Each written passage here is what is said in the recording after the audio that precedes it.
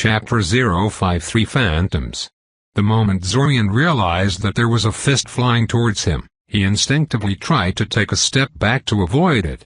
Unfortunately, his and Kiriel's luggage was right behind him and he was never really a hand-to-hand fighter to begin with. Surprised and imbalanced as he was, Zack's punch not only connected with his face but also sent him sprawling to the ground, the back of his head slamming painfully against the unyielding concrete.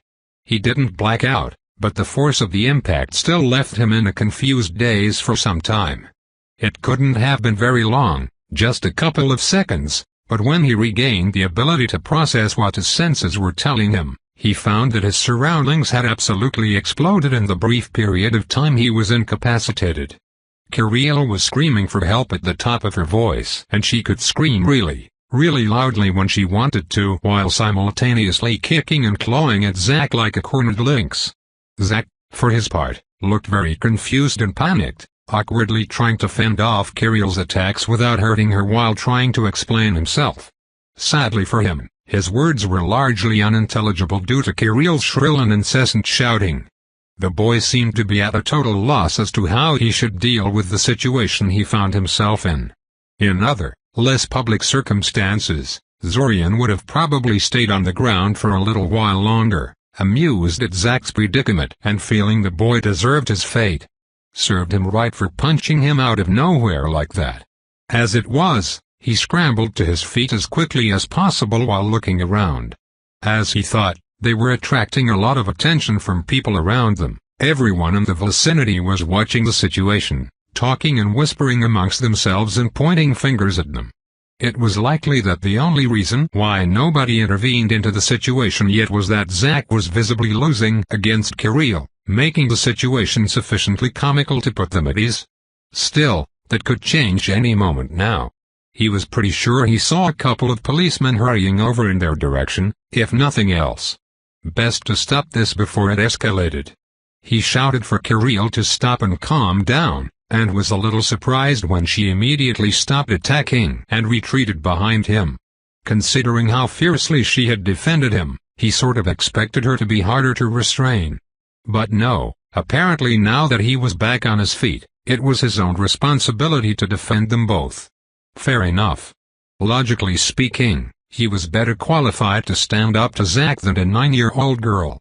Logic could be misleading, though. He doubted he could ever put Zack on the defensive as much as Kiriel had a few moments ago. It was a good thing that Zack didn't look like he wanted to continue attacking him anytime soon.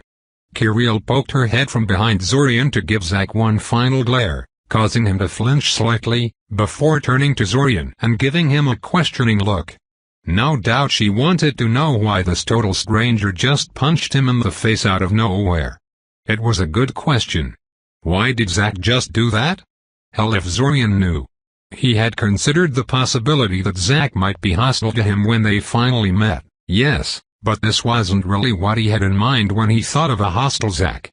Punching him in the face was hostile, yes, but physically attacking your target in a crowded train station was not a proper way to ambush a fellow time traveler.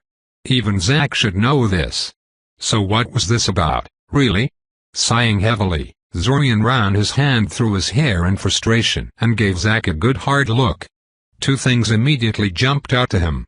First of all, he couldn't sense anything from Zack. As far as his empathy and mind sense were concerned, the boy in front of him did not exist. He had no thoughts or emotions at all. That meant that the Zack in front of him was either a very good illusion or under the effect of the mind-blank spell. Considering his punch felt quite real, he was going to assume it was the latter. Evidently Zack had come to this meeting a lot better prepared than he had been in the past. Secondly, he should probably get Kiriel's nails clipped after they got to Imayu's place, because they were evidently long enough to draw blood if she used them to scratch people. Zack had received a pretty nasty-looking wound on his forearm during his brief battle with her. As he noted before, Zack didn't seem interested in fighting with him anymore. The boy looked back at him with a strained smile and greeted him with a quick, awkward wave of his hand. Ugh, Zorian thought to himself unhappily.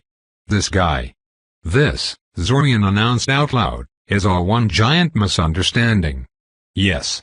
Zack immediately agreed, nodding frantically. Totally a misunderstanding. Of course, it couldn't really be that simple. Zack and Zorian spent the next 15 minutes explaining to Kirill that they were classmates who knew each other from before and that this was just Zack making good on his promise to punch Zorian in the face the next time he saw him for being a big jerk. Or so Zack claimed, anyway. Zorian could hardly believe what he was hearing. That was serious? He had to admit he did vaguely remember Zack promising something along those lines in that awful Salkill restart when they had last seen each other, but he hadn't thought much of it. People make proclamations like that all the time. Zorian had totally forgotten about it until Zack reminded him about it. In any case, after they were done explaining things to Kirill, they had to explain things again to the policeman that had come to check up on the disturbance. Since Zorian had stood up in Zack's defense, they decided not to arrest him. So instead they issued a monetary fine to both of them for fighting in public. Zorian personally thought that was totally bullshit, but since Zack immediately promised he would pay both of their fines out of his own pocket, he decided not to protest too much. Then it was time for a third round of explanation. Since Zack's attack on Zorian took place so soon after their arrival in Seoria, Toph was still around and decided to check up on this disturbance happening nearby. It was pretty bizarre seeing Toph actually concerned for his and Kirill's well-being for once in his life, but the concern did not last very long. Once Toph realized they were both fine and that Zorian's attacker was his friend, he quickly left them alone to go back to his friends. Not that Zorian was complaining, of course, the less time he had to spend around Toph, the better. Still, this was the first time since forever that Toph had sought him without intending to get a favor. He even managed to restrain himself from insulting Zorian in the course of talking to him. It was novel, and therefore interesting. Well then, Zorian clapped his hands. Now that that's done, we should get going.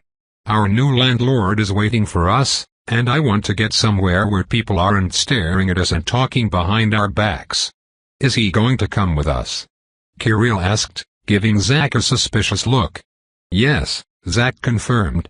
He had largely recovered from Kirill's attack by now, regaining most of his usual confidence. I need to talk to your brother about some things. What kind of things? Kirill demanded. Serious things, Zack said. She looked to Zorian for confirmation and harumphed dismissively when he nodded in agreement to this. You're both stupid, she pouted. Acting like that in public. And I was actually scared we were under attack and everything. Don't be like that, Zorian told her, using one of his arms to draw her into a one-armed hug. I was really touched by your defense of me, you know? I'm pretty sure this was the first time someone stood up for me like that since. Well, ever. She's too much, Zack said, studying the 3 bloody lines Kirill had scratched into his forearm. So I'll tell you what, if you show some patience with Zack today, I'll answer any question you may have about the whole thing later in the evening before we go to sleep, Zorian told her, ignoring Zack's whining. Really? Kirill asked, peering at him suspiciously. Really, Zorian confirmed. While Zorian didn't usually tell Kirill that he was a time traveler, he wasn't violently opposed to the idea. Since it seemed he was going to interact with Zack pretty heavily in this restart, he didn't see much harm in telling her what was really going on. He was pretty sure Red Robe would sooner track him down by monitoring Zack's movements than by following a chain of distorted rumors back to Kirill. Really? Zack asked, looking at him curiously. Yes, really. Zorian huffed. What's with all this disbelief? It's almost as if they didn't expect him to tell the truth or something. I already told her about the restarts before, and it wasn't a problem. You did. Kirill frowned. But I don't remember you telling me anything about any restarts. Completely understandable, Zorian said, patting her on the head. Don't worry, all will become clear later. He hoped. He glanced at Zack again, wondering why the boy tracked him down now, of all times, after spending so many restarts avoiding Seoria. He really did hope Zack's arrival would make things clear instead of just complicating things further. Break. Zorian had originally intended for this restart to be much like the previous ones, but with the sudden inclusion of Zack into his schedule, He decided that plan was untenable and would have to change. Accordingly, he did not bother meeting Notchka this time around, instead taking Kirill and Zack straight to Amaya's place. Kirill had a tendency to blab just about anything to Notchka, who was not exactly very good at keeping secrets herself, and that didn't mesh too well with his intention to tell Kirill about the time loop and this restart. The first half of the journey was uncomfortably subdued. Well, Zorian himself didn't mind the peace and quiet all that much, but he knew that neither Kirill nor Zack were predisposed to be that silent for long periods of time. The two did not know how they should act in the presence of the other and thus kept to themselves. That lasted up until it started raining. At that point Kirill decided she wanted to play around with the rain barrier Zorian set up around them, just like she usually did at the start of the restart. Zack's presence be damned. That turned out to have been the icebreaker, and they both got more talkative all of a sudden. Both towards Zorian and to each other. Of course, he and Zack could not really discuss the time loop out in the open with Kirill around, so their conversation mostly took place in the form of discussing their magical skills and occasionally demonstrating a spell or two to Kirill and each other. Aside from being a useful conversational tool, it also allowed the two of them to compare their abilities against one another to see where they stood in regards to magical ability. Well, somewhat obviously Zorian wasn't laying bare his entire skill set to Zack's scrutiny, and he doubted the other time traveler was being perfectly forthright either, but still. Just because the comparison wasn't complete did not mean it was worthless. What Zorian discovered was humbling. While Zack was very combat magic focused, just like the boy had admitted to him in the past, he had made good use of the time loop to turn himself into a well-rounded mage. He was the sort of archmage that made other archmages envious. He had expertise in just about every type of magic, including the notoriously difficult and specialized medical spells. He actually healed the scratch marks Kirill gave him as a proof of that claim. Even in regards to crafting-oriented magics like alchemy and spell formula, which Zack admitted were his least favorite fields and which Zorian specialized in, the last Nevada still possessed sufficient expertise to debate Zorian in a non-vacuous manner. Finally, the little demonstrations they did for Kirill clearly showed that Zack's shaping skills weren't any worse than Zorian's. Despite having huge mana reserves, Zack had excellent shaping skills. Whatever Zorian could say about Zack's choices in the time loop, he clearly hadn't been standing idle this whole time. He had been steadily working on his skills for decades, and it showed. In retrospect, it was horribly arrogant of Zorian to even think he could have caught up to the guy in little more than 5 years. You know, I can't help but notice that your older brother left pretty quickly and didn't even try to talk to me, Zack said. Not that I'm complaining, since it works out better for me that way, but you'd think he'd be more interested in someone attacking his little brother in public. He knows that neither of us can stand him, so he keeps away, Kirill said casually, doing her best to snatch the little animated water drakes flying around her out of the air. Zorian and Zack had competed earlier to see who can create more realistic-looking drakes out of the surrounding rainwater, so the entire shield bubble was still full of them. Zorian was pretty sure he won, but Kirill was the judge and she claimed she couldn't tell the difference. The little traitor. I don't think he's that considerate, Zorian scowled. He just didn't feel like spending time on us. He had better things to do than waste time on his younger siblings. No, I'm pretty sure he knows you hate him, Kirill said, shaking her head. He even said so when we were alone once. It's why he tries to avoid you if he can help it. He thinks he's doing you a favor. Zorian frowned. He supposed he hadn't been terribly subtle about his opinion about Vertov, so he wasn't really surprised that Vertov knew. He did find it hard to accept that Vertov's behavior was motivated by anything other than his selfishness, though. If he wanted to do Zorian a favor, why was it that he still came to Zorian from time to time to ask for favors? That was the worst reason possible for approaching him. The whole reason why he hated Vertov was because he always had to make up for Vertov's failures to do his job in addition to his own duties. So you think I'm being too harsh with him? Zorian asked curiously. Before he had gotten stuck in the time loop, The mere insinuation that this was the case would have been the equivalent of throwing a lit match in a bowl of lamp fuel. Now he found himself honestly curious about what Kirill thought about the topic. No. Yes. Maybe, Kirill said. I mean, he's still a jerk and I don't like him either. So I know how you feel. But maybe us being mean to him back isn't the correct thing to do. Maybe he'd be better if we were more patient with him. I'm not. I try being nice to him sometimes, but he makes it very hard. Yeah, I'll bet, Zorian snorted derisively. You know, I'm getting the idea that your family is a little messed up, Zack said. You have no idea, Zorian said. And that's probably a good idea. Let's end the subject here, okay? Fine, Zack acquiesced. So, is this the place? Zorian looked at the house Zack was pointing out and nodded. That's Imaya's house, yes.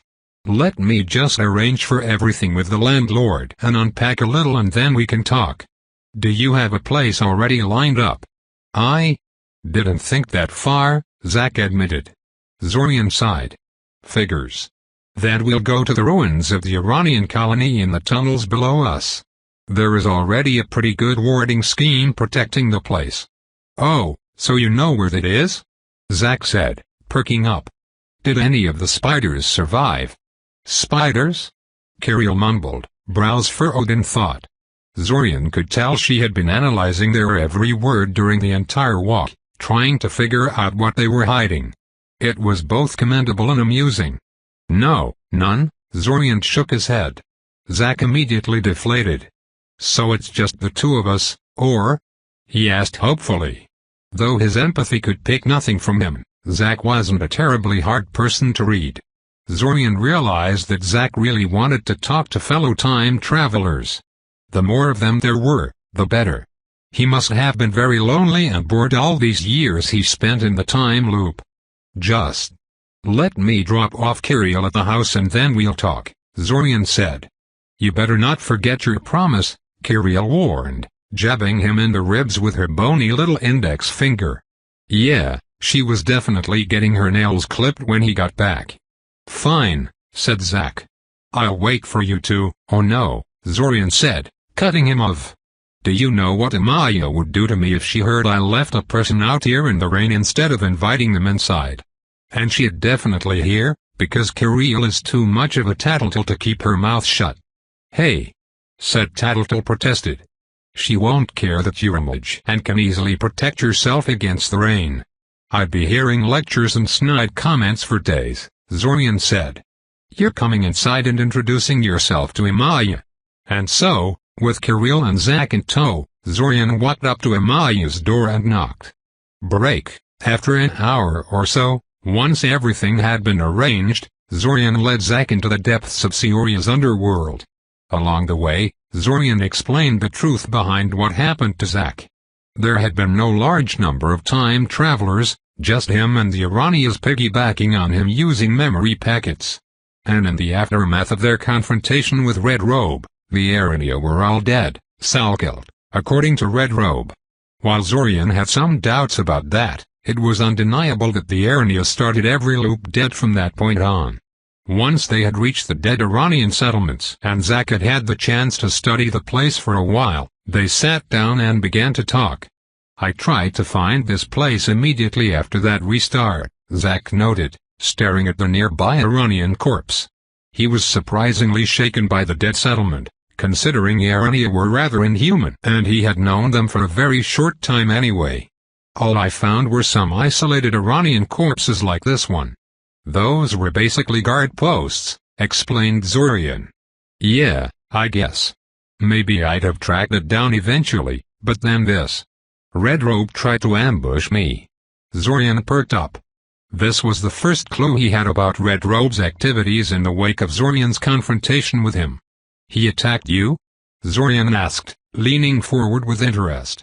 Attacked me and lost, Zack grinned proudly. He is not that hard to beat without Kotachachul to support him. So Zack was good enough to defeat Red Robe in a straight one-on-one fight. That was good to know. I guess he was counting on the advantage of surprise, but I saw his ambush from a mile away, Zack continued. I knew he was probably stalking me, so I was already on guard.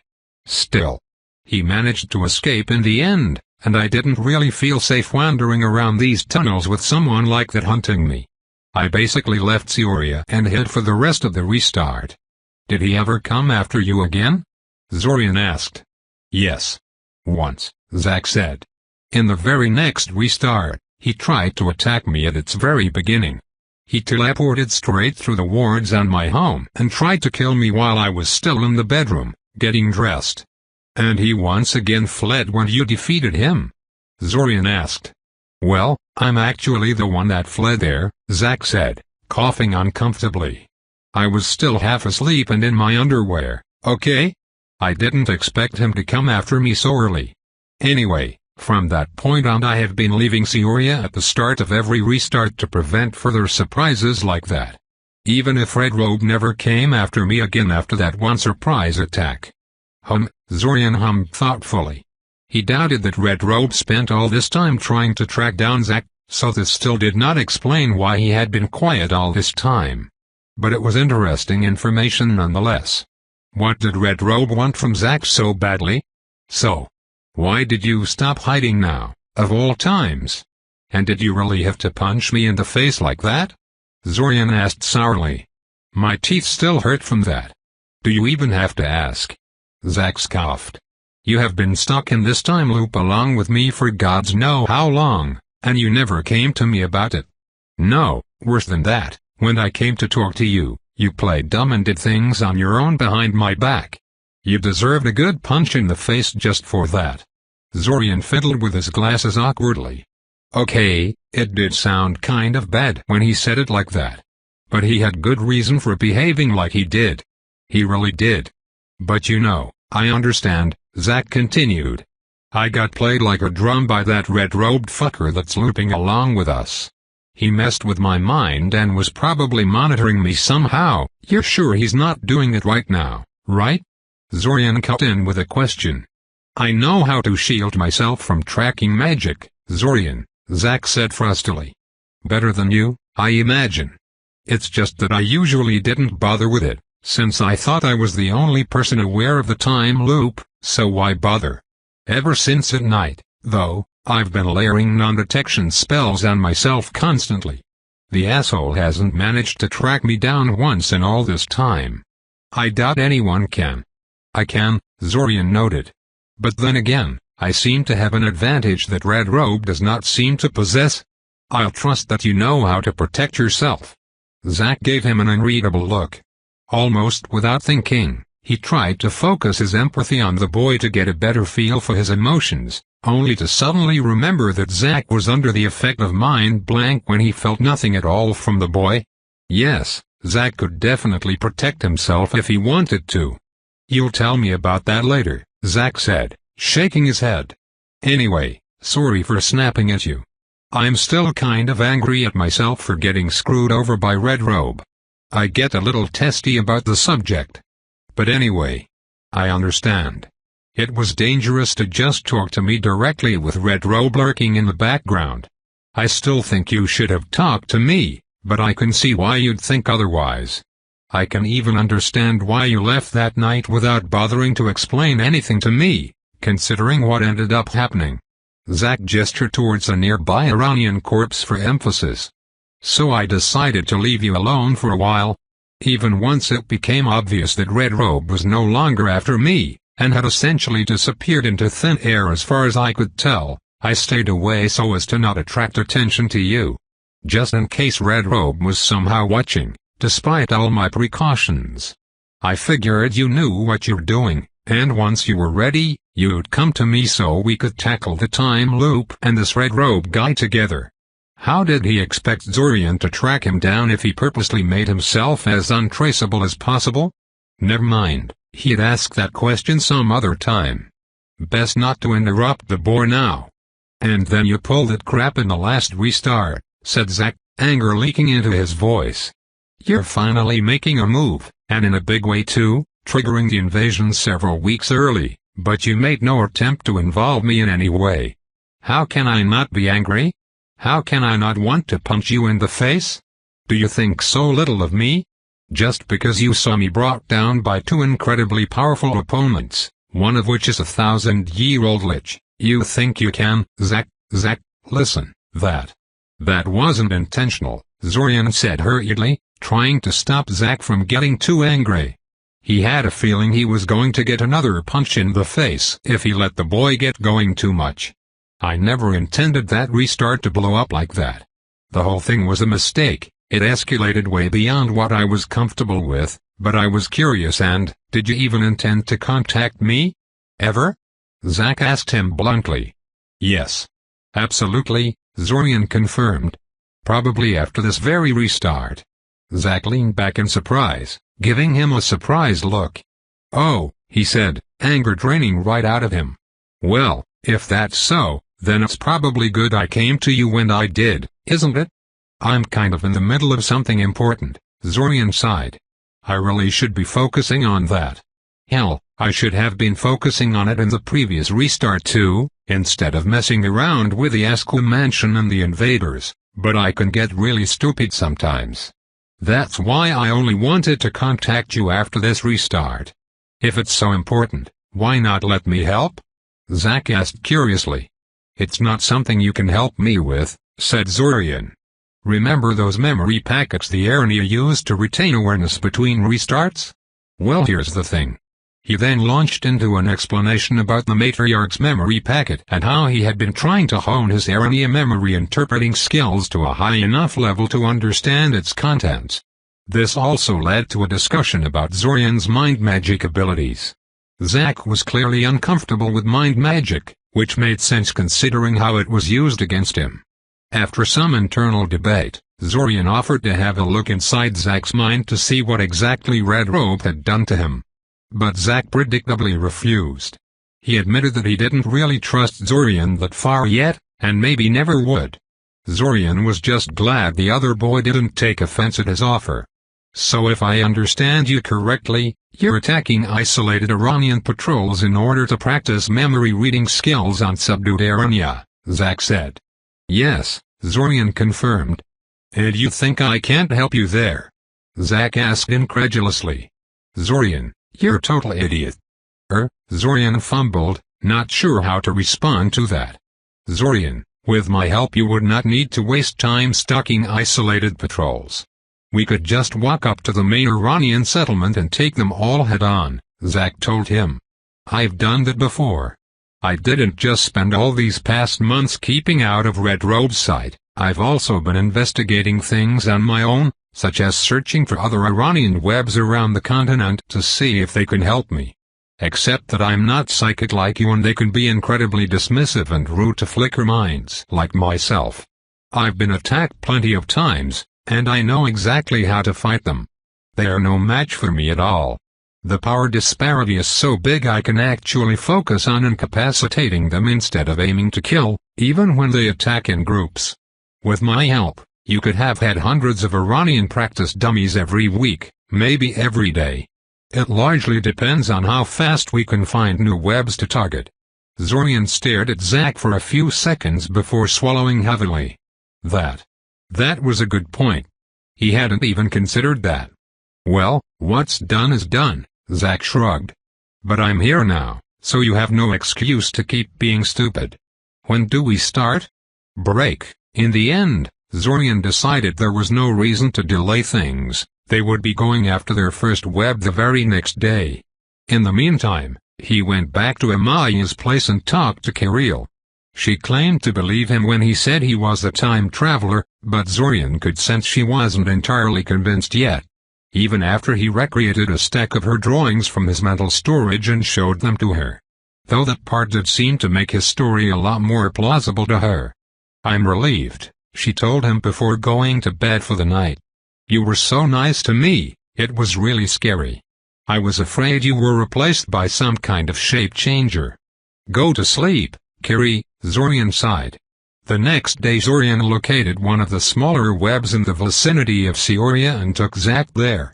He wasn't entirely convinced the operation would go as smoothly as Zack had promised, but Zack soon made all his fears groundless. The Iranian web in front of them was subdued with terrifying ease. There were no fancy tactics involved. Zack simply walked up to the settlement's main entrance tunnel and started raining down spells on the ill-prepared defenders. Waves of translucent blue force battered them against the walls. Animated serpents made out of lightning electrocuted them, and grasping ectoplasmic threads entangled them and stopped them from simply fleeing. When they realized that Zack was immune to mind magic, the Araña turned to traps, ambushes and mass attacks, but Zack simply punched through them, barely slowed at all. Magical traps were dispelled, non-magical traps disabled with alteration spells. The mass attacks and ambushes Zack simply tackled head-on and won anyway. In less than half an hour, every Araña that did not flee was incapacitated or dead. Aside from actually locating the web, Zorian hadn't done much and had just stood back and watched the carnage. Zack was absolutely terrifying. "Do you think this will be enough for you to work with?" Zack asked, rocking back and forth on the balls of his feet and giving him an expectant look. Zorian gave him an annoyed look. He could sense at least 50 Iranian minds around them. The asshole knew well enough that this was more than Zorian could have subdued in an entire week of non-stop attacks on Iranian patrols. This was just him taking a subtle swipe at him. Then again, considering the level of skill Zack had just displayed, maybe he deserved to be a little arrogant. "Yeah," he said. "It's plenty." Break. After talking about things for a while and exchanging information, both Zack and Zorian agreed that neither of them knew all that much about the time loop. Like Zorian had long suspected, Zack spent most of his time trying to think up a way to counter the invasion and had not put much thought into what the time loop actually was. According to him, he always thought he had to find a way to counter the invasion in order to end the time loop. He could not explain why he thought so, since his memories were full of unexplained holes, but he felt very sure about that. That could be a confirmation of Zorian's earlier theory that the release of the primordial was what triggered the restart, but it could also be a compulsion that Red Robe had put on Zack to screw him over. After all, the release of the primordial in the previous restart involved very visible cracks in space heralding its coming. Something that Zorian had never witnessed before. And it wasn't like he had never observed the area around the hull during the last moments of previous restarts. Why had the release of the primordial never caused such dramatic symptoms in the past? Regardless, they both agreed that opening the matriarch's memory packet was their best bet for getting some solid answers. Accordingly, over the course of the next week, most of their time was spent on tracking down and attacking various Iranian webs. They attacked a new one every single day, and the amount of experience in reading Iranian minds that Zorian had accumulated was incredible. Zorian probably read more Iranian minds in that 1 week alone than he had in the entire 2 previous restarts combined. The especially important part was that Zorian was no longer just reading the minds of random guards and patrol Araña, but also the minds of their leaders and even matriarchs. Not only were these higher-ranking Araña especially hard to read and thus gave the most useful experience, their thoughts were also an entire order of magnitude harder to interpret.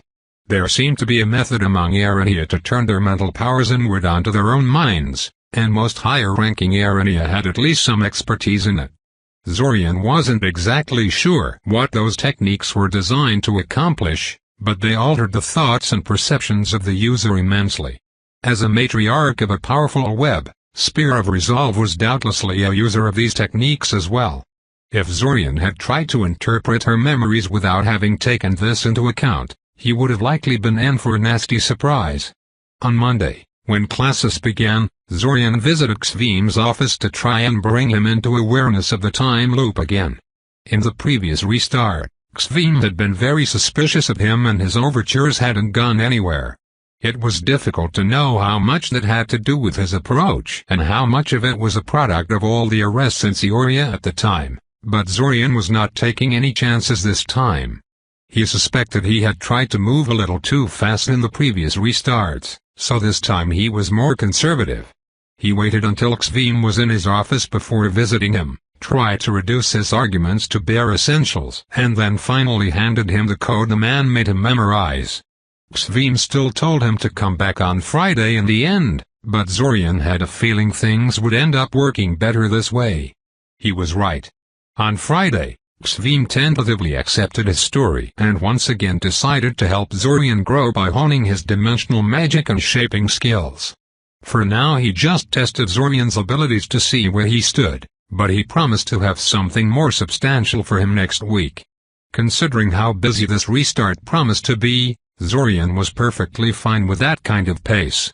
The first week also reminded him how much more Kirill focused on him when there was no Nachka around to distract her.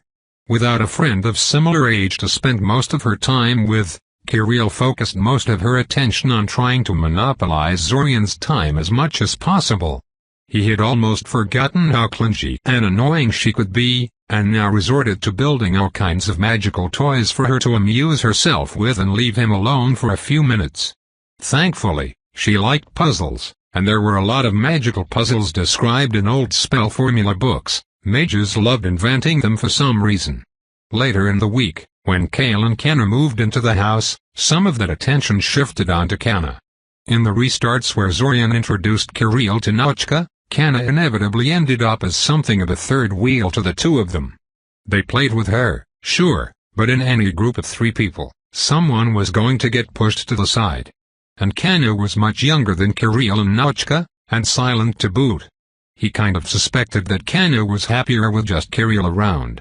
Since Kale was always informed of the time loop the moment he arrived at Imaya's house, and since Zack often visited the place to speak with Zorian, the two of them finally had the opportunity to meet and talk with one another.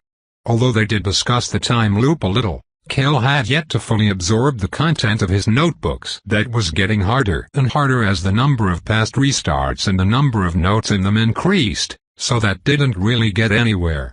Instead, they mostly talked about alchemy. And the weeping. Zorian would have thought they'd shy away from the topic, but apparently they were perfectly fine with bonding over their shared tragedies. Currently, both Zack and Zorian were sitting beneath a tree in the middle of nowhere, a small copse of trees surrounded by farmland in the vicinity of Jetnik, not really a notable area in any way. Zack was currently trying to make an unbroken crown of daisies and failing hilariously while Zorian stared at the map of Eldamar that had every web they had located marked on it. Thanks to the memories of various matriarchs and Iranian diplomats that Zorian had recently viewed, he now knew the locations of hundreds upon hundreds of new webs. Deciding where next to attack was actually quite a problem at this point. "Hey, Zorian," Zack suddenly said, discarding the daisy crown he was building in a huff after accidentally tearing it apart again. "I know you're on a time limit, but do you think we could take a few days to find a specific Iranian web?" Zorian gave him a curious look. Truthfully, he found their current pace very demanding and stressful, and would have probably begged for a break soon enough anyway. "I could, yes," he nodded, pointing at the map in front of him. "I won't say the map we have is really comprehensive or anything, but even if the web you're looking for isn't on it, it can probably point us in the right direction." "Yeah, that's why I'm bringing it up," Zack said. "I originally wanted to wait until you opened the Matriarch's package before mentioning this, but the more I think about it, the more I think we should check this out now. Maybe it will be crucial in understanding what the Matriarch was thinking." "What is it?" Zorian asked. "Spear of Resolve told me back then that if anything should happen to her, I should go talk to the Ghost Serpent Acolyte's web," said Zack. "She refused to say where they are or how to reach them, though. That's why I have been visiting the Arania webs ever since then." Zorian frowned. "Ghost Serpent Acolytes? The web that refused to speak to him because their spirit told them he was bad news. Could it be that they or their spirit knew something about the time loop? Well, the time loop that severed the link between the material plane and the spiritual ones, and the Ghost Serpent Acolytes worshipped some kind of snake spirit. Even if it was a native spirit, and thus lived in the material world, maybe it still had some kind of connection to the spirit planes and knew something important." "I know where they are," Zorian said. "There is no need to search for them. I can just tell where they are." "Oh," Zack said. "Wow, and I spent so much time looking for them. I can't believe I could have just popped over to you and asked where they live. We really should have met sooner than this, it seems." "Yeah," Zorian agreed. "Anyway, It's probably best if I just point you in the right direction and don't come with you. Every time I tried to talk to them in the past they said their spirit doesn't like me and that I should go away. It says I'm bad news. That's weird, Zack frowned. What did you do to piss it off? Nothing, Zorian said, shaking his head.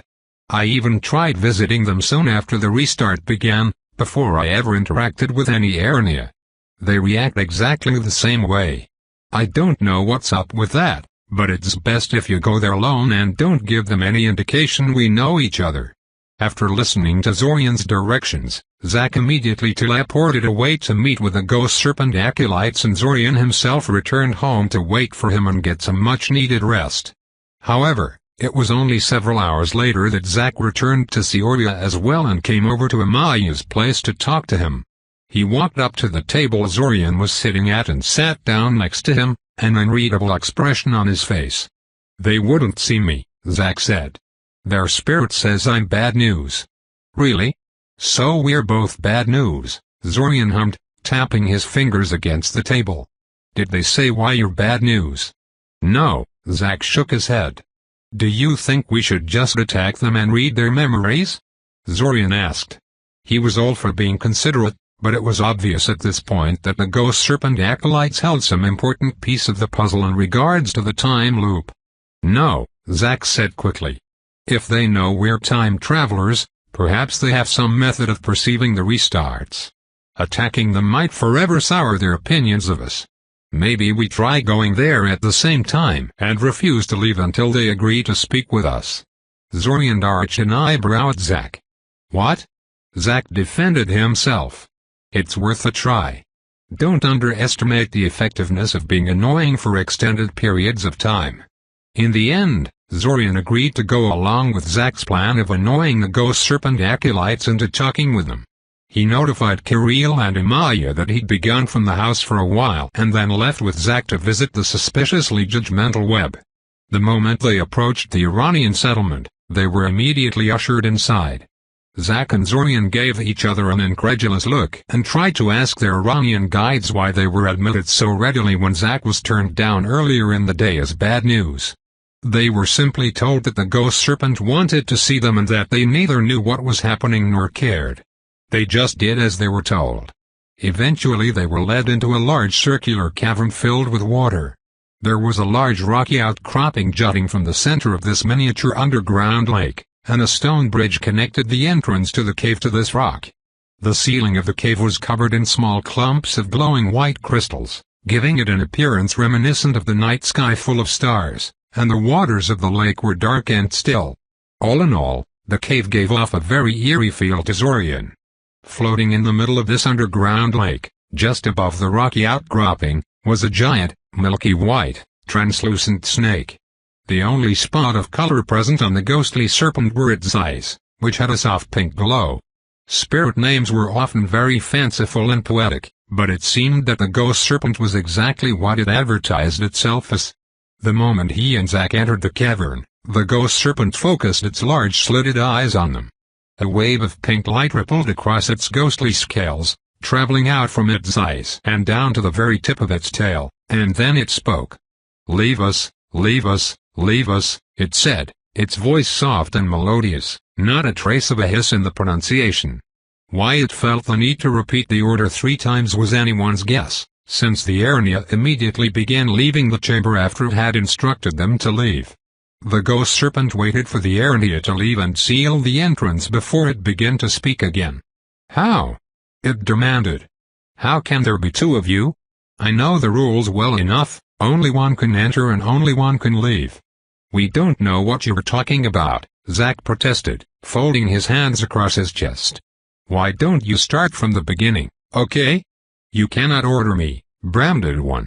The ghost serpent snapped, coiling through the air angrily before fixing its glowing pink eyes at Zack again. "I hate you, hate you, hate you. Thief and murderer. Liar and egg smasher." "Hey, that's slander," Zack protested. "We don't even know each other. This is the first time we've met." "Is it? Is it really, really, really?" the ghost serpent asked with narrowed eyes, once again employing the unnecessary repetition in its words. I wouldn't know, even if it is, would I? I know how this works. You both bear the brand. It glanced at Zorian for a second. That is the only reason I'm talking to you. I know the brand and I know what it means. Most have forgotten it, dormant as it has been in the past few cycles, but I am older than the mountains and rivers, and I remember. I remember the crimes they did, the way they made me fall. And if they behaved as they did at the end, who dares even imagine what they did in the in-between? But the branded ones are one and there are two of you. This makes no sense. Ghost Serpent, you must believe us when we say that we understand very little about what is happening, Zorian said. I have gathered from your words that you know about the time loop, yes? The time loop. Ghost Serpent repeated slowly, as if tasting the words. An interesting choice of words. But nobody remembers the in-between. Only the branded one. This is something that has happened again and again in the past. It is not difficult to understand. Then please shower us with your wisdom and explain it to us dumb people, Zack said, rolling his eyes. You're saying there have been more time loops in the past?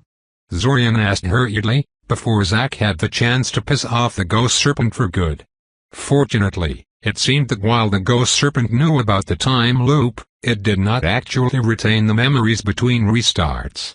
It just knew that it was stuck in the time loop and could recognize them as time travelers due to their marker. Which meant that this situation was possibly reproducible, and even if they bungled things up, it should still be possible to retry this conversation again. They were regular like the progression between night and day, Ghost Serpent replied. Every 400 years, whenever the planets aligned. But the gate has been lost for some time now, or perhaps the key. Alas, it seems someone has finally enacted this wretched thing again.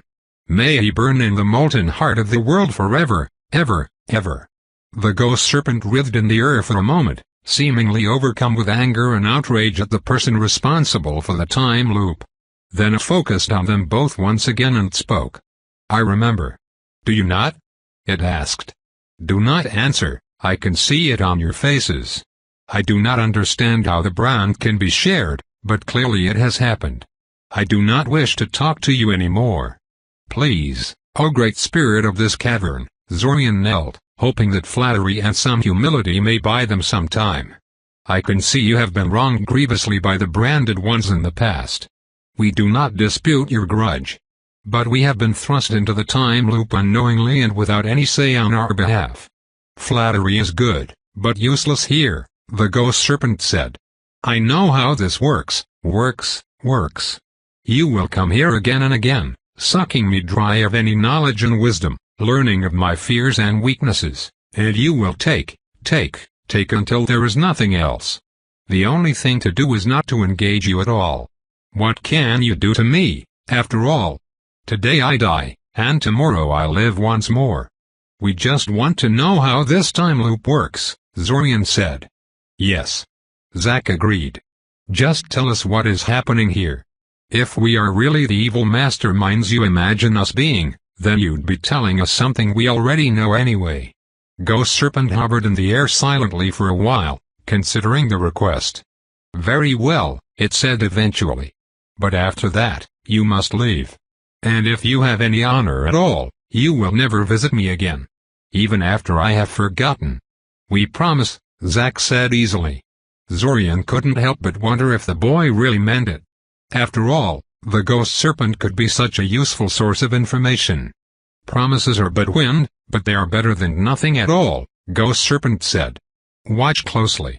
The spirit shifted its gaze to the still waters around them, and a large sphere of water floated up in the air from the surface. After a few moments, the sphere flew over to where Zack and Zorian were standing and started writhing like it was about to burst. Instead it unfolded into a crude diagram, a single horizontal line with an upturned triangle balanced on top of it by the tip. The bottom link is the beginning and the end, the Ghost Serpent said. It is the world you were born in, and the world you will die in. The triangle is the world of in-between. It exists between the moments, constantly destroyed and recreated anew. A lifetime condensed in a moment. We are all trapped in this place, phantoms created for the branded ones like you to learn from and test themselves against. When the fires that fuel the world of in-between run out, we will all fade away into the void. Except for the branded one, who will go to the end, to live through this month one last time. Wait, are you saying this is all fake? Zack asked incredulously. That we're all some kind of illusion? A reproduction, not an illusion, Ghost Serpent replied. If you could mimic a painting in every stroke and shade, would it not be as real as the original from which it sprang? But that, Zack began to protest. Enough. Ghost Serpent snapped. I have given you what you asked for. Honor your end of the bargain and leave. Guards. Escort them out. And then, before either Zorian or Zack could protest further, the Ghost Serpent dived into the waters of the lake and disappeared from view. Despite its ghostly appearance, its dive caused a huge splash, forcing Zorian and Zack to quickly shield themselves or be thoroughly drenched. Okay, that was just rude. Regardless, the Aranias soon came and politely, but firmly threw them out of the settlement. They both stood outside in silence for a while, lost in their own thoughts. So, Zack said. What do you think? I think that I need to open that memory packet as soon as possible, Zorian replied. The Ghost Serpent's story had given Zorian a horrible suspicion about what Red Robe had been doing all this time. Chapter 054 The Gate is Barred. In the wake of their talk with the Ghost Serpent and their subsequent ejection from the Iranian settlement, Zack and Zorian teleported away to a sufficiently distant and remote location and sat down to discuss what to do next. And that's when the arguments began. Zorian really wanted for them to separate for a few hours. He needed some alone time to think about what they'd heard. To make sure his logic was solid. He had his suspicions already, terrible suspicions, but they weren't the sort of thing he'd want to blurt out lightly. In fact, he wasn't sure he wanted to confide them at all. To anyone. Even Zack. Another reason why he wanted a short break from his fellow time traveler. Zack didn't want to play along, though. We should talk about this now, Zack argued. While the memory is still fresh in both our minds. I have a really good memory, Zorian argued. Indeed, he had specifically memorized the entire meeting with the help of mind magic, and would never forget any of it. He could review the memory in vivid detail as many times as he wished. It would be better if I had a chance to think about the spirit's words for a while. Well, that's fine, Zack said, giving him a dismissive shrug. You can do that. Who's stopping you? But there's no reason why you can't do that here with me. I can be patient. I'll just quietly sit here by the side and wait until you're ready to talk. It will be like I'm not even here. Zorian gave him an annoyed look.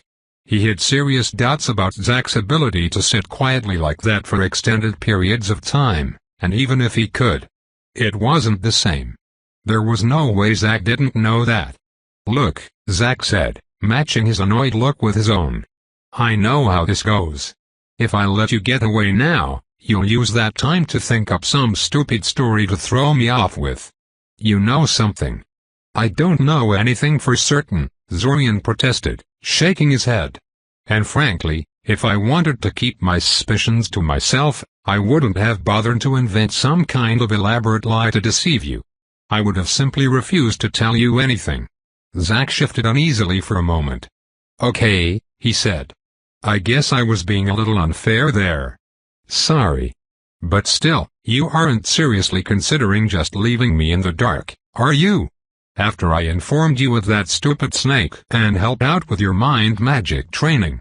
Surely you realize how fast that would kill any sort of trust between us? Zorian looked away. Of course he realized that. But it wasn't that simple. If what he was suspecting was correct, then how could there ever really be trust between them? There can only ever be one winner in this game, Spear of Resolve had said in her fragmented message. Only one can enter, and only one can leave, said the Ghost Serpent. If only one time traveler could keep the gains made in the time loop and the rest get dissolved into the void, like they had never existed at all, then how could they ever truly cooperate with one another?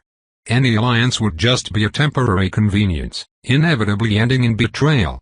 And when all was said and done, Zorian was pretty sure that Zack was in a much better position to screw him over than Zorian was to do the same.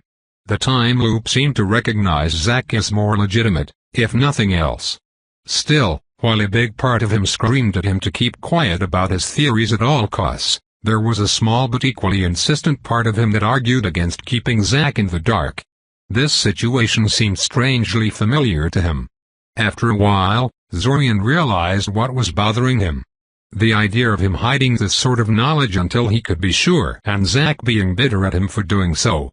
It reminded him so very much of his arguments with Spear of Resolve before she was soul-killed. And for good reason. He was pretty sure his current suspicions were exactly what she had tried to keep secret from him. He was thinking of treating Zack the same way he had been treated in the past. And he knew how much he had hated the matriarch's secretiveness back then. Did he really want to basically reenact the matriarch's secretive scheme, despite the catastrophic way it ended up resolving? Wouldn't it be better to treat Zack the same way he wanted to be treated? The trust had to start somewhere. Fine. Zorian sighed, turning back to face Zack again. I'll tell you. Finally, Zack shouted in exasperation, raising his hands in the air. I thought I'd have to hit you to make you come to your senses. Note to self, talk to Zack about his unfortunate tendency to resort to physical violence to solve personal disputes. Right now they had more pressing topics to discuss. I should note that this has the potential to really destroy any chance of us trusting each other. Zorian sighed. I mean, we already don't trust each other. You keep that mind blank spell up at all times when you're around me, for instance. That spell is harmful for your mind if you keep it up non-stop. I don't believe for a second that you don't know this. So you apply it specifically for our meetings because you're afraid I'll mess you up with my mind powers if I get the chance. Zack flinched, his face morphing into a comical expression of surprise. It reminded Zorian of that time he had caught Kirill raiding the kitchen pantry for sweets a few years ago. You don't have to feel guilty, Zorian interrupted his response, shaking his head sadly. It's smart. I would have done the same in your place. But it helps illustrate my point. We already don't trust one another. How much more, then, would we be paranoid around each other if we knew only one of us could exit the time loop with their mind and magic intact? What? Zack asked incredulously. How? Why? The ghost serpent pretty much stated it outright. Only one time traveler gets to leave the time loop, Zorian said. The rest disappear forever, I suppose. It makes sense, really. I don't think there was ever supposed to be more than one time traveler. Or branded one, as the ghost serpent calls us. A reference to the marker, most likely. Anyway, if our situation is as unprecedented as the spirit suggested, and the time loop mechanism was only ever designed under the assumption, Zorian, Zack interrupted him. Don't take this the wrong way, but your explanations suck. I have no idea what you were talking about. Well, okay, I kind of do, but still. Start from the beginning, please. Fine, Zorian sighed, trying to squash his annoyance. The beginning. First of all, no time travel is technically happening here. No? Zack asked, frowning. How is that? The illusion world thing? There is no illusion, Zorian said, shaking his head. It's all real. We're real. Flesh and blood and soul and everything else. We're not living in a spell construct or some fancy dream. That's good, Zack said, breathing deeply. It would just kill me inside if it turned out that everything I've learned in here is fake and that I'll be the same old Zack I once was once I wake up in the real world. So what is this, then, an actual copy of the real world? Why not? Zorian asked. The gods have been known to copy people completely, duplicating them down to their souls and all. Plus, it seems that even mortal mages once knew how to conjure actual matter from nothing. Here, let me show you something. Zorian took out a piece of paper and some alteration tools out of his backpack and created a copy of one of Kirill's drawings in front of Zack, explaining how the spell functioned to the other time traveler. That's a damn useful spell combination, Zack said.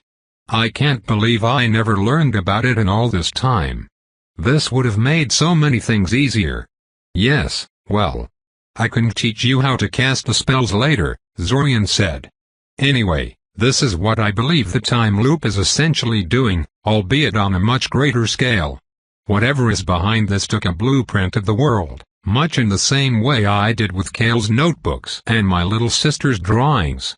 A mind-bogglingly detailed image of a single moment in time across the entire planet. Possibly beyond. And it is repeatedly producing a replica of the world based on that blueprint, allowing it to run for a month before destroying it and starting over. Zack stared at the drawing Zorian recreated, lost in thought. This particular one depicted two sparrows in the middle of fighting one another. It was pretty impressive how perfectly Kariel managed to capture this one moment of their battle in a static image. If only she was as dedicated in her magic studies as she was in her art. That's crazy, Zack eventually stated. And time travel isn't? Zorian asked, raising his eyebrow. I don't know, it somehow sounds more plausible to me than this, Zack said, sighing. He handed the drawing back to Zorian. I guess it does make a lot of Ghost Serpent's ramblings make sense, though.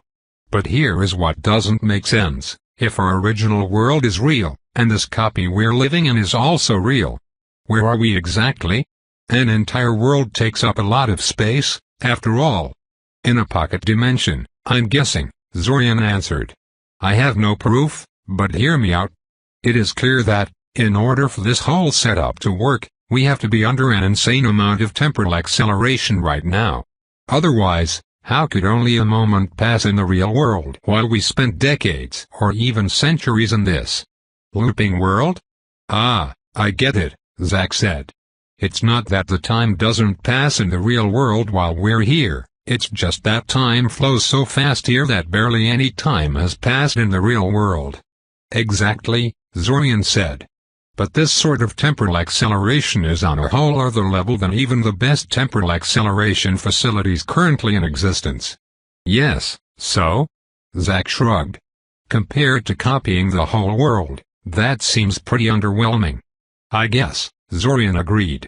But I suspect there is more to it than just the creator of this thing being ridiculously powerful. Time acceleration rooms have to be isolated from the outside world in order to work with any sort of efficiency. But this isolation is still done through magical wards and physical obstacles like walls, which means there is only so much you can separate them from the rest of existence. A pocket dimension, on the other hand, only touches our reality in one particular spot, its anchor point. You can't get more isolated than that, and I bet the possible temporal acceleration is much bigger if you enclose the target area in its own pocket dimension. So, you think the time loop is actually a physical copy of the world, enclosed in its very own, temporally accelerated pocket dimension, summarized Zack. The time loop has a ridiculously detailed image of the real world as it was at the start of this month, and it periodically recreates the whole world based on that.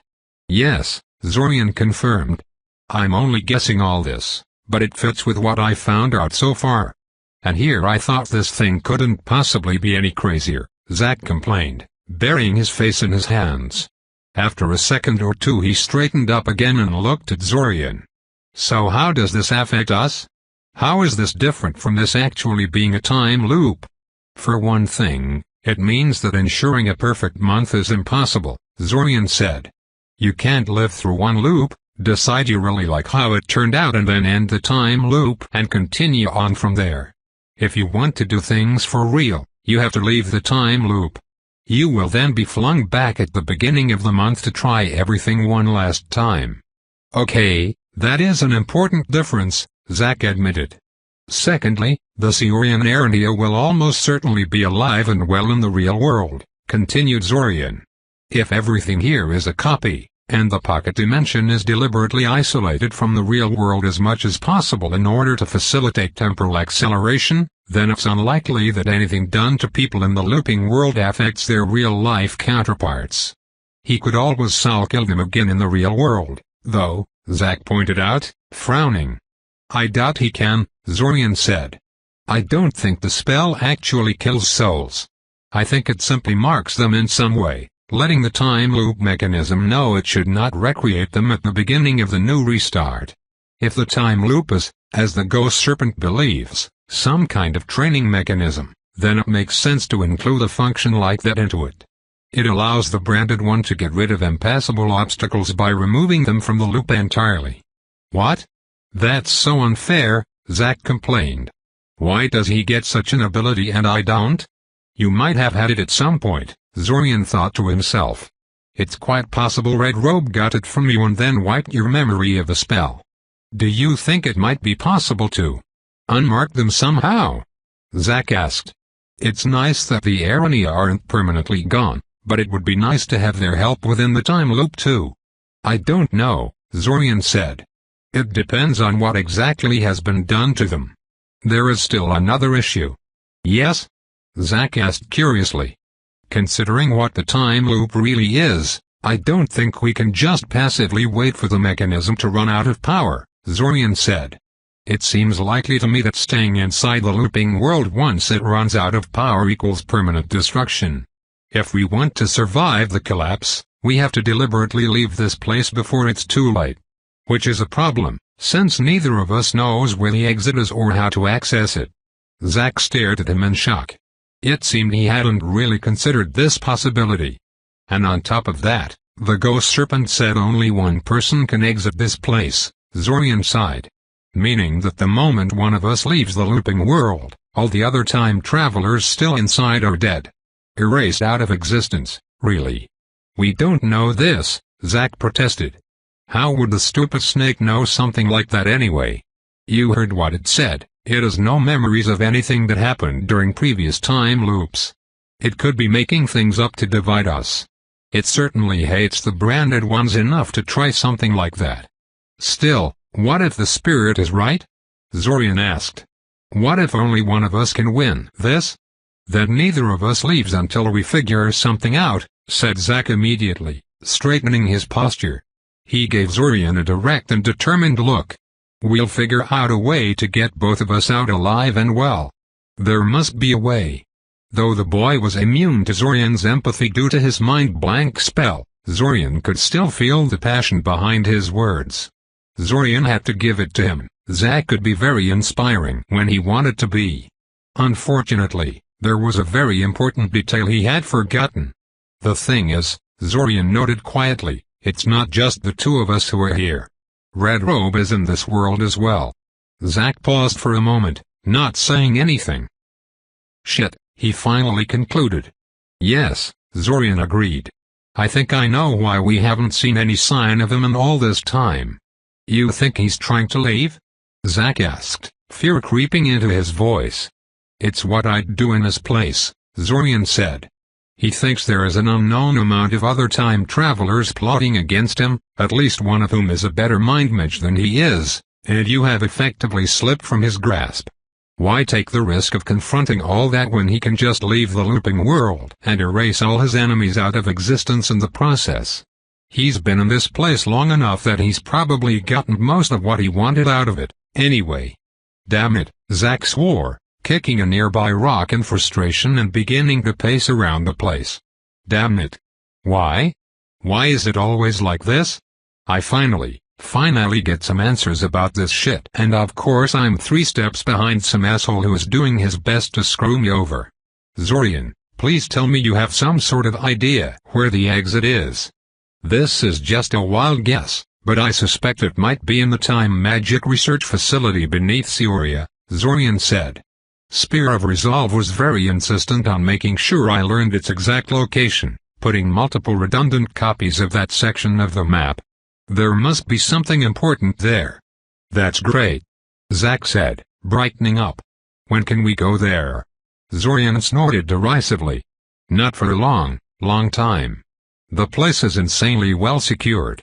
Even Quitachichil refused to attack the place without army support. Damn it, Zack swore. Of course it couldn't be that simple. I'm hoping that the matriarch's memory packet contains some crucial information about the topic, Zorian noted. At the very least, it should tell me what about that place is so important. That way we can at least know whether or not to waste our time on the place. Well, that's something at least, Zack sighed. Hopefully we don't find the exit, only to see Red Robe just about to leave when we get there. Don't tempt fate, Zorian told him. Anyway, I just have to ask. Suppose we find the exit and Red Robe isn't there. I already told you. No one is getting left behind, Zack said, correctly guessing Zorian's question. Once we confirm where the exit is, we'll mess up Red Robe until he's no longer a problem, and then we sit down and figure out a way to get both of us out. And if we can't figure it out ourselves, we'll find someone who can. It's a big world out there, someone must know a way to help. Zorian stared at his fellow time traveler, a bit humbled by his optimism and sense of ethics. He kind of wished he could sense emotions off the boy, though, because he couldn't help but wonder if Zack was feeding him a bunch of idealistic rubbish while quietly planning to leave the time loop at the first opportunity. How much could he afford to trust the boy? And in the back of his head, a small, treacherous part of his mind whispered, how much could Zack afford to trust him? Break. After that talk, Zack and Zorian threw themselves into Arania hunting with newfound fervor. Day after day, week after week. In all honesty, the different webs were already starting to blur together a little in Zorian's mind. But it was effective. His ability to interpret Aranian memories was growing by leaps and bounds, and he had even identified what the high-ranking Arania were doing with their own minds. They were manipulating their own thoughts, doing things like filtering distractions out of their senses, blunting inconvenient emotional highs and placing compulsions on their own behavior. It seemed to be a way to increase productivity and ensure better decision-making. It was also incredibly dangerous. Improperly done, this sort of mind magic could render one dead, catatonic, irreparably insane or worse. And it was a branch of magic that was easy to do incorrectly. Nobody truly understood their own mind, after all. Despite the danger, Zorian found the idea fascinating. It wasn't literally an intelligence boost, but it almost functioned like one. He would probably try to dabble in it at some point. But not now. He had his hands full at the moment. He just hoped that Spear of Resolve's mental manipulations weren't as radical and convoluted as some of the other Iranian elders he had seen recently. Zorian's lessons with Xveen proceeded without incident. He decided not to tell the man about his latest findings about the nature of the time loop, as he still didn't know what to think about it himself, and was worried about how Xveen would react to finding out he was just a copy. He was a remarkably calm and collected man, but that would be quite a revelation. He did, however, ask Xveen about pocket dimensions. Unfortunately, Xveen knew virtually nothing about them. The secrets of their creation were rare and closely guarded, only the greatest of mages could make even a tiny one, and they did not share that knowledge lightly. Xveen had claimed he had never seen one in his entire life, despite talking to a lot of capable mages, which made Zorian a bit amused. Technically, Xveen was looking at a pocket dimension right now, he just didn't recognize it as such. Between his interaction with Zack, Arania hunting and lessons with Xveen, Zorian was constantly busy. It was tiring, and he opted not to do many of his usual routines from previous restarts. He never went to hunt monsters with Taven, for instance, and never told her about the time loop either. Finally, as the end of the restart began to approach, Zorian decided he had prepared as much as he could. He informed Zack he would try opening the Matriarch's memory packet soon and that he was taking a 2-day break from Arania hunting to get some rest before the attempt. Kirill, at least, was ecstatic about that. She could finally have him all to herself for 2 whole days. Or at least that's how she seemed to interpret his decision, anyway. It was currently the 2nd day of his self-imposed rest, and he was lying on his bed, reading a rather silly piece of fiction dealing with time travel. It was a book about a man who went 3 years back into the past to prevent a devastating war and save his lost love. The story was more amusing than Zorian thought it would be when he started reading it, but that was probably just him. The story was supposed to be a romance, not a comedy. It's just that he personally couldn't take it very seriously. The time travel spell was powered by love, of all things. What kind of magic was that? Kirill interrupted his fun by jumping on top of his bed and elbowing herself in by his side, where she pretended to read the book with him for a while. "Can't I ask you something?" she suddenly asked after a while. "Go ahead," Zorian said, turning the page.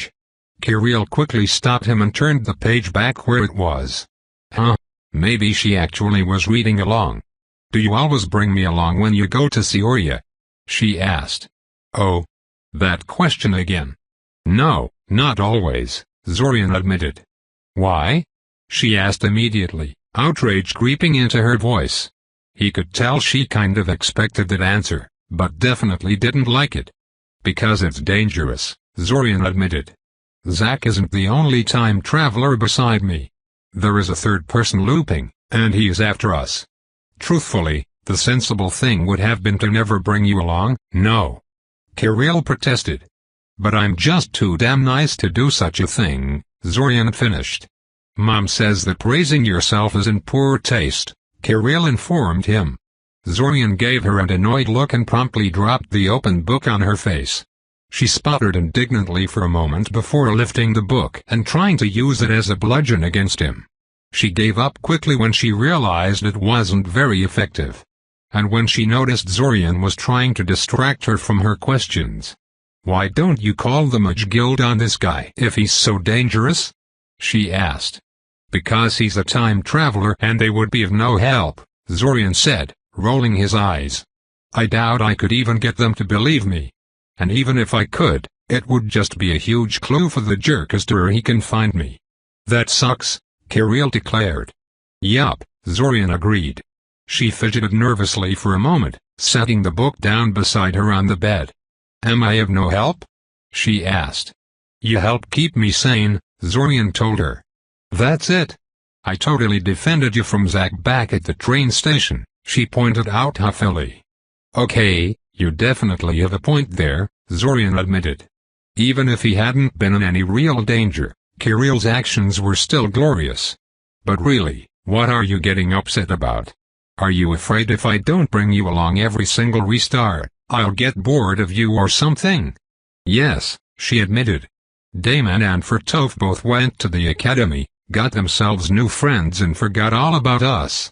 Then you went there as well, but couldn't get any friends. And I know it's kind of mean, but I was glad for that because that meant you didn't forget about me, Kire." Zorian sighed. She ignored him and continued with her explanation, quickly spilling out word after word and barely pausing for a breath, as if it was all going to disappear if she stopped. "But you were still getting so distant and you were always annoyed at everything. And then you bring me along and you're suddenly nice, but now you suddenly have this Zack who is a time traveler like you and he will remember and I won't and, Kiri, there is no way Zack can replace you," sighed Zorian, hugging her to stop her from getting herself even more upset, and rolling his eyes at her when she could no longer see him. She got worked up over the dumbest things sometimes. "The guy is almost as annoying as you are, and he doesn't even have an excuse of being 9 years old." She proceeded to hit him in the back for that comment. Well, at least she wasn't crying. "I'll forgive you for not bringing me with you sometimes," Kirill eventually decided. Very generous of her. "But you're not allowed to forget me."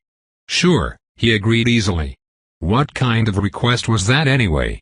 But the more he really thought about it, the more he realized he might not have a choice in the matter.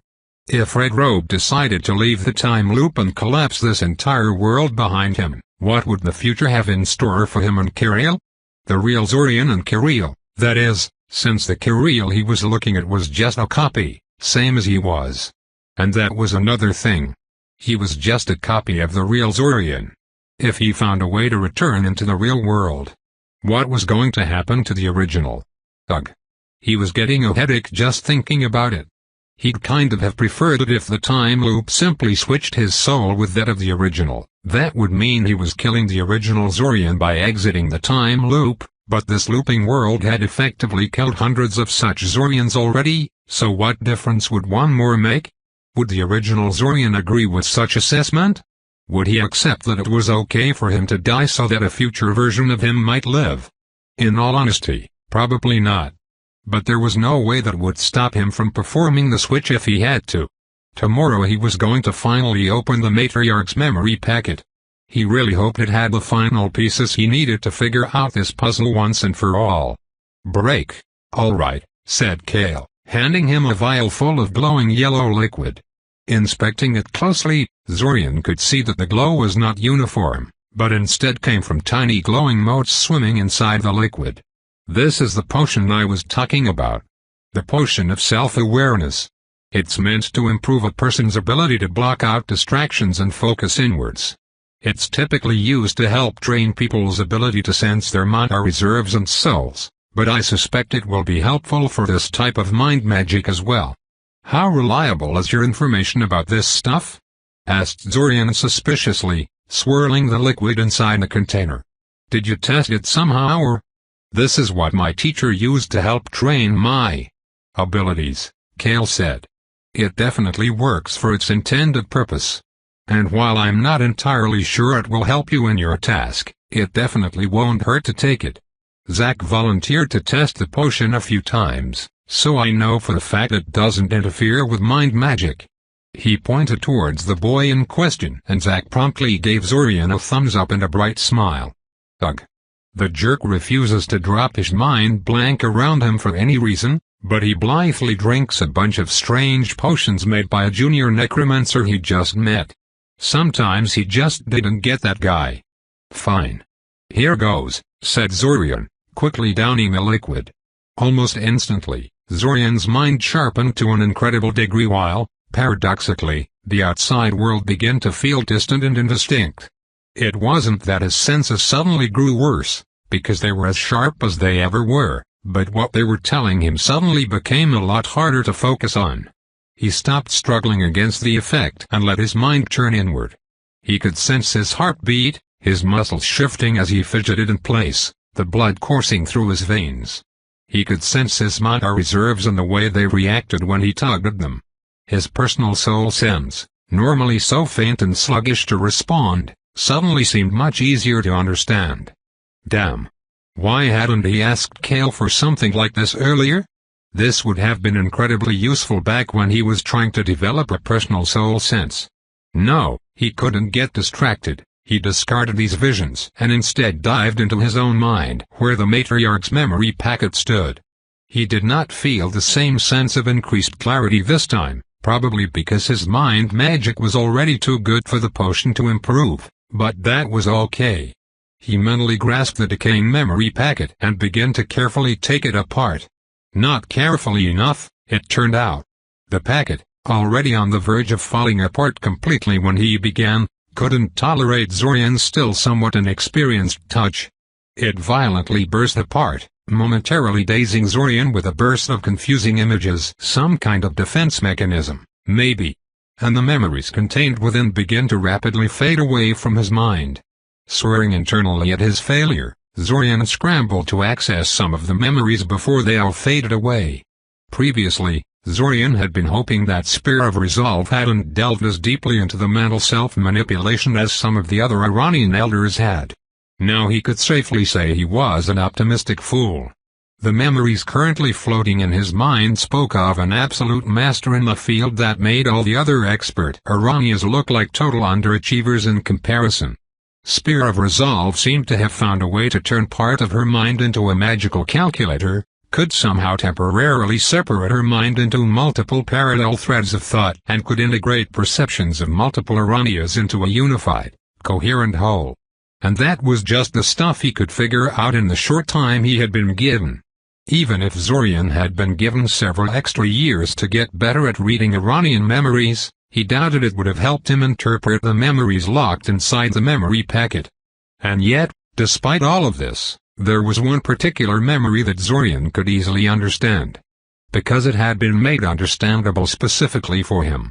If you are reviewing this memory, the matriarch's memory echo said, then in all likelihood, our plans were foiled and things went awry. It also means you have gotten good enough at mind magic to dive into the memory packet and read some of my memories. Well done. I hope you have had the courtesy of respecting my privacy and leaving the rest of my memories alone. Zorian could literally feel the smugness in her words. As in, she had made sure to attach the particular emotional impression to that particular section of the message. She knew damn well he had no hope of interpreting the rest of her memories. Even in death, that spider was mocking him. I know you think I had it coming by rushing into this, but hear me out. I have sought out every clue about the time loop I could find. Most of what I'm about to tell you comes from the patron spirit of another Iranian web, the ghost serpent acolytes. Seek it out if you haven't already, though be warned that the spirit might not be too happy to see you. What an understatement. Did the matriarch not realize the depth of the ghost serpent's hatred of time travelers, or did she simply think her warning was sufficiently informative? Other sources include the researchers at the Time Magic Research Facility beneath Syria. You can find its location in the map I've attached inside this message, as well as some of the invaders that had the chance to interact with our mysterious time-traveling foe. It seems the invaders were quite curious about their new informant and have invested considerable time and effort into figuring him out. Damn. His investigation into invaders never seemed to produce any results as far as Red Robe was concerned. Then again, by the time Zorian was able to investigate them properly, Red Robe was no longer interacting with them at all. What I have gathered from all this is that this time loop is some kind of fake, parallel world. We're real, but we're not. It's hard to understand. Or maybe accept. The problem that arises from this is very simple: the time loop is degrading. I can't tell how long it will be before it collapses entirely, but I do know that simply waiting for it to end would be disastrous. One has to deliberately leave this place. And everything I've gathered about our time-traveling foe from the invaders suggests he is completely unconcerned with finding the exit or leaving. I do not believe for a second that our foe is too stupid to see the importance of this or too complacent to make it his priority. The obvious conclusion is that he has already found the exit, and he can leave at any time. Thus, stopping him was of utmost importance. No matter what, he couldn't be allowed to leave the time loop. All this was bad. And also, if I am honest with myself. The ghostly memory of the matriarch hesitated, as if wondering whether to say the next part at all. If I am honest with myself, I had been hoping that I could find out how our mutual foe joined the time loop. So I could join it as well. And then, eventually, leave it before anyone else could. Wait, what? I'm not heartless, mind you. I would have done everything in my power to help the alternate version of you on the other side. Zack too, for that matter. But I had essentially been planning to betray you. The amount of good I could do, for my web, for my species, and yes, maybe even for myself. It's so very irresistible. I hope if you ever get out of this place, you will not blame my other self for my own weaknesses, but I simply cannot see how I can make any other choice. It's nothing personal, but there can only ever be one winner in this game. I am truly sorry. That. Zorian almost tore the entire message apart in anger after listening to that. All this time he had been feeling guilty about her dying, hoping that Red Robe was lying and there was some way to bring them back. And it turns out Spirit Resolve was planning to screw him over? But no. No, he wouldn't be destroying the message. It was important. Too important for him to throw it away. He would listen to the message to the very end. He owed Spear of Resolve that much, at least. Even if she tried to betray him. I am unsure if this message is even necessary.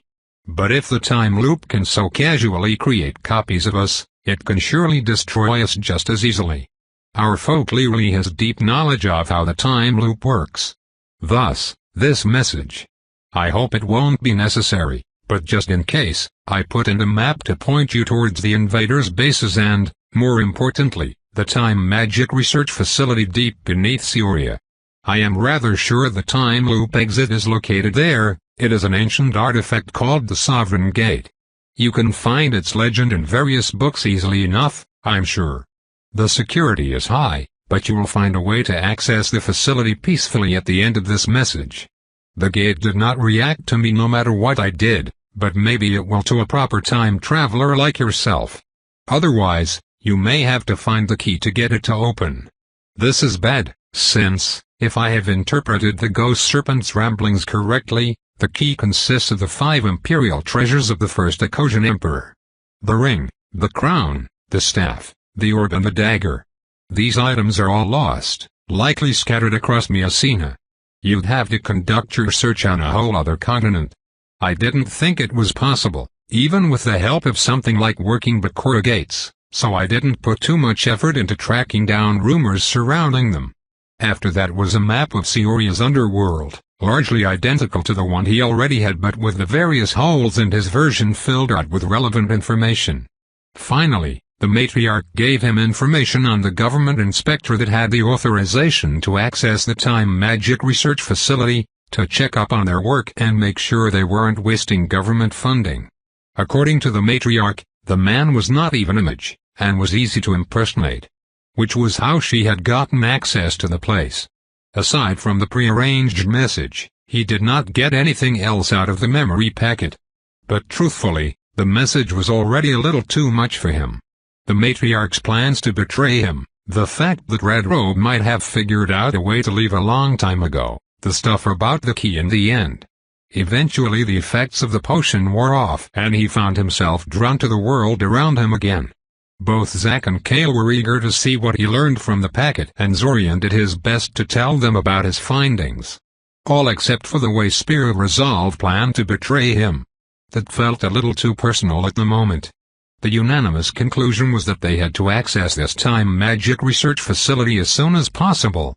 Accordingly, Zorian would raid the government inspector's place the very next day to steal his identity badges and everything else they needed to gain access to the place. Break. 2 days later, everything was ready. Since it would be a bit implausible for government inspectors to consist of 2 teenagers, Zack had bought them both a shape-shifting potion on the black market that turned them into nondescript, middle-aged men. Which was weird. Regardless, with their appearances changed and with all the necessary documentation in their hands, they simply walked into the appropriate city office and demanded access to the facility.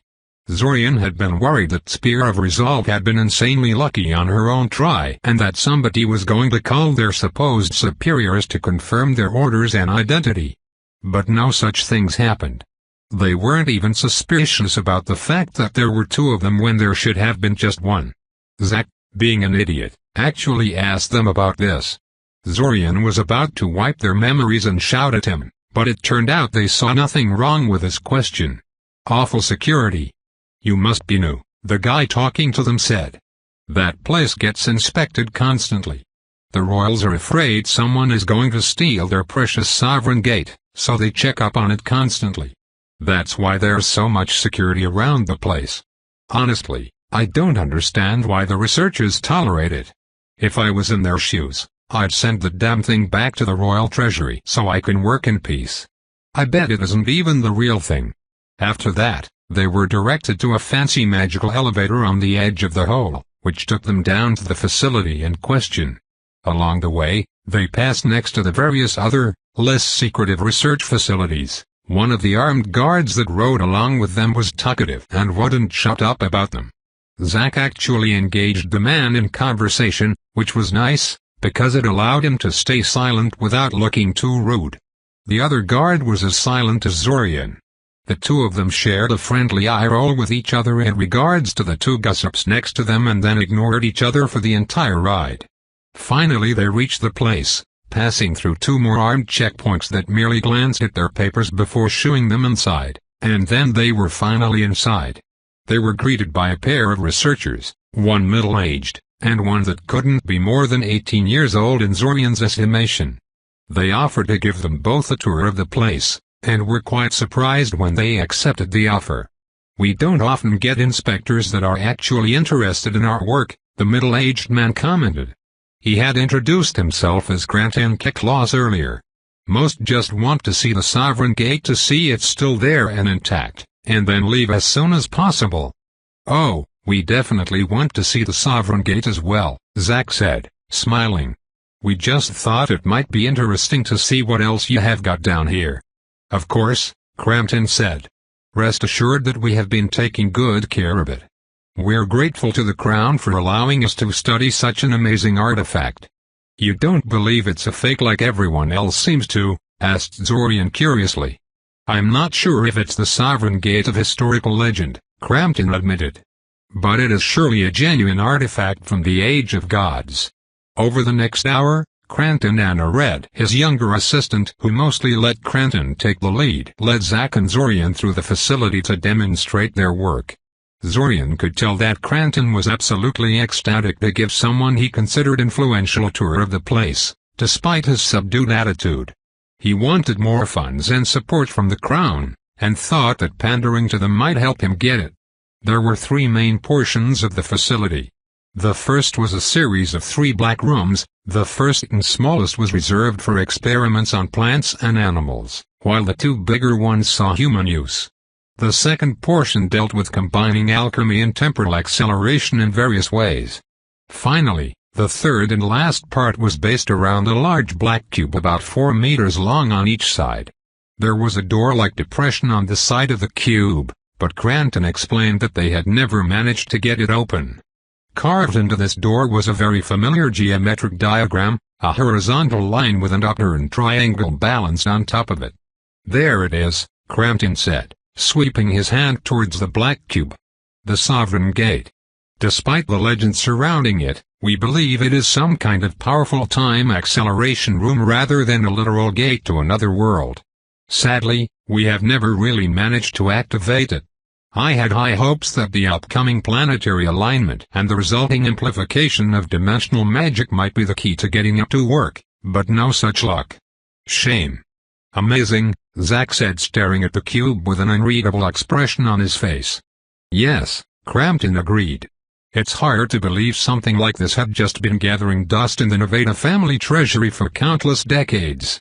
If it weren't for Mr. Zveri's generosity in donating some of Nevada's unneeded artifacts to the Crown, who knows how long it would have languished there undiscovered." "Yes," Zack said frostily, grinding his teeth. "What a generous guy, that Teason." "Well," Cranton coughed, realizing he had struck some kind of nerve, "although I'm happy to answer any questions you may have, this is about it for what we do here. If you would." Zorian looked around to confirm they were alone in the area for the moment and then reached out to the 2 researchers' minds. Though both Cranton and Red were highly trained mages, they were specialists in time magic and had no real mental defenses. In just a few seconds, Zorian forced their minds into mindless stupor. They remained standing on their feet, and looked fine at first glance, but they were effectively unconscious. Zack raised an eyebrow at their sudden silence. "You got them?" he asked, turning to Zorian. "Yes," Zorian confirmed. "So, do you know how we can activate this thing? And is it even wise to do so?" "I mean, we should try touching it," said Zack. "Yeah, okay." It wasn't like Zorian had any better idea. "We should do it together, though," Zorian remarked. "Oh, right, that way we will hopefully both activate it at the same time. We both have the same marker thing, so it should work, right?" "Right," Zorian agreed uneasily. He wasn't so sure personally, but what else he could do? If the matriarch was right, Red Robe already knew about this place and could leave whenever he wished. The time loop still existed, though, so clearly he didn't. Why not? Zorian would have in his place. He needed the answers the thing held. "On 3, said Zorian. 1, 2, 3. The both pressed their palm against the diagram on the door in perfect synchronization with each other.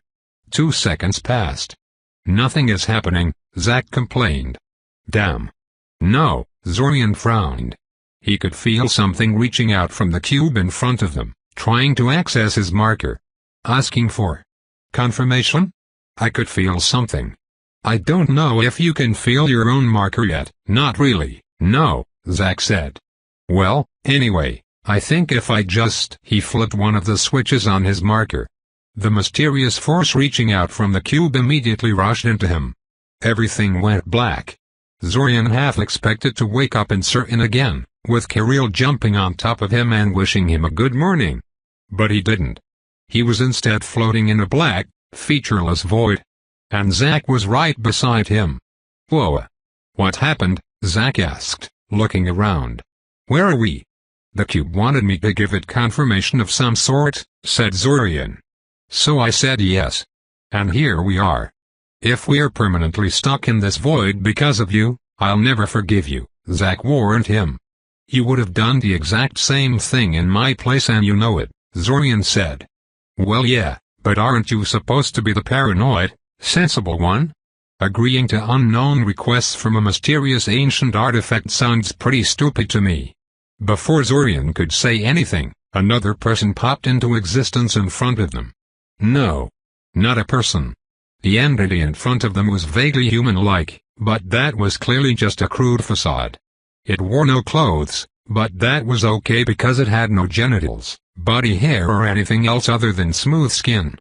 Its face was blank and apathetic, and its eyes were glowing white voids devoid of iris or anything else except soft light spilling out of them.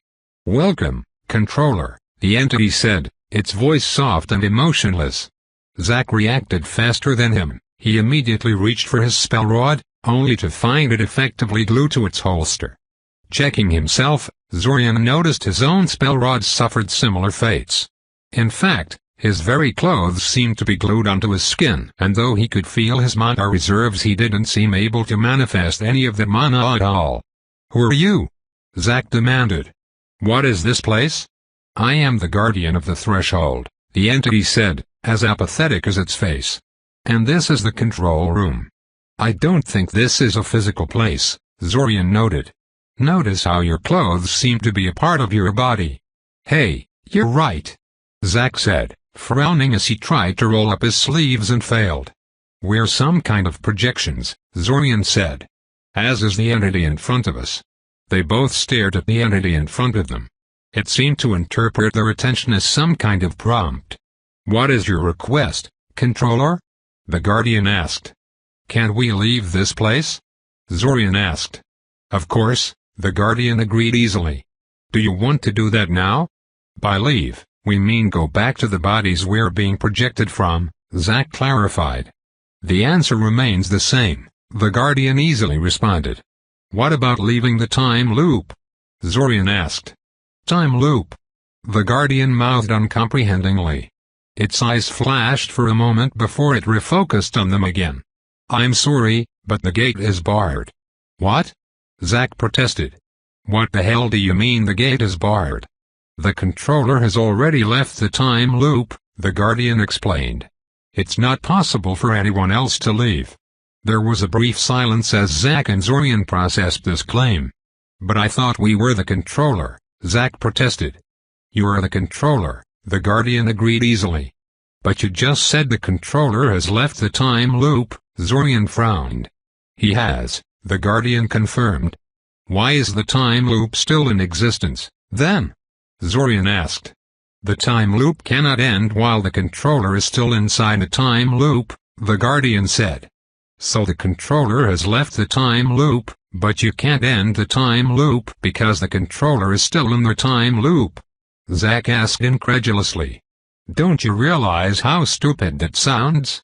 I don't think we're dealing with a sapient being, Zorian said. It's some kind of animated spell performing its function and getting confused that there are multiple controllers when there is only ever supposed to exist one. Guardian, how many people are you talking with right now? Only the controller can access this place, the Guardian placidly answered. So wait. Zack said in a trembling voice.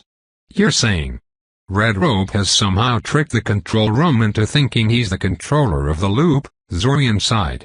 He has already left. And so no one else can leave. The gate is barred, the Guardian confirmed. Well, fuck. End of Arc 2. Tope continued.